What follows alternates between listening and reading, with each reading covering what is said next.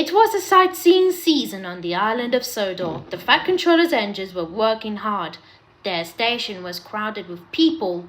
Duck, Donald, and Douglas were taking passengers from the station to other parts of the island. Some passengers have been brought to Sodor by a big red bus called Bulgy. Bulgy looked at the crowded platform and frowned. I wouldn't have brought more passengers if I'd known how many were here already, he said. But they are all really enjoying themselves, said Duck. Bah! replied Bulgy crossly. Duck thought Bulgy was very moody. Bulgy was rude to all engines. Every time he saw them, he shouted, Down with the railways! He said railways should be closed so coaches, buses and cars could do everything instead. The engines thought Bulgy was rather silly. But when another bus arrived to take Bulgy's passengers home, the engines were worried. This meant Bulgy was going to stay on the island. Would he really get the railway closed down? What would the engines do then?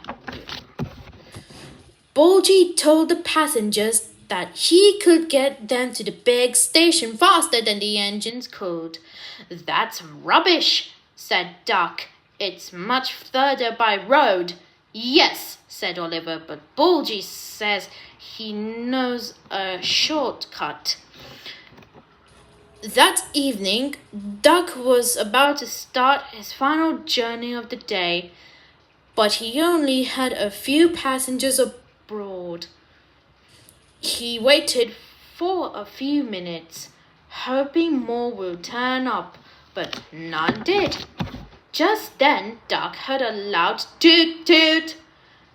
Bulgy was leaving the station. He had a sign on his side saying, Railway Bus. Most of Duck's passengers had gone with Bulgy because he had told them he was working for the railway. Stop, called the railway staff as Bulgy pulled away, but it was too late.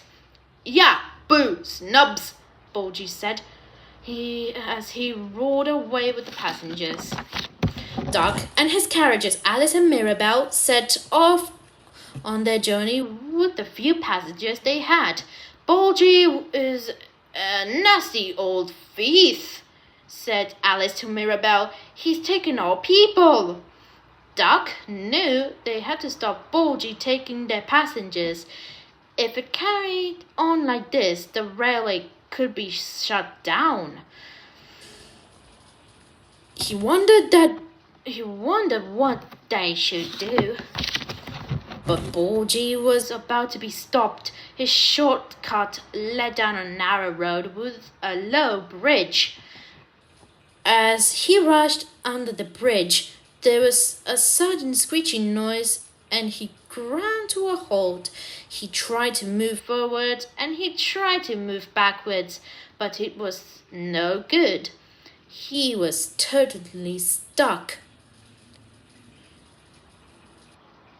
Cars and coaches beeped angrily at Bulgy because he was blocking the road. A tall bus like you should never have gone down this road, they said. Bulgy's passengers were furious. We should have gone with Duck, they said. He would never have let us down like this. We're going to miss our train at the big station, and it's all your fault, they shouted at Bulgy. Bulgy didn't say a word. As Duck reached the bridge, a man appeared by the track, waving a red warning flag. Danger! He cried. A bus is stuck under the bridge. Duck moved slowly forward. He saw Bulgy under the bridge.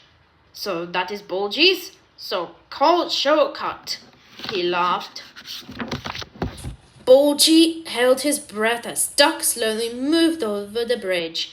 But the bus tricked us, said Bulgy's passengers. He said he was working for the railway, but he lied. Can we go with you instead? Duck agreed and took all passengers to the big station in time for their train. The passengers promised they would always travel by train from then on. Bulgy was left under the bridge. He had to wait all night before he was rescued. He didn't learn his lesson, though. He still thought he could take over the railway. But by then, everyone knew that it was faster to go by train, so they all traveled with their engines instead.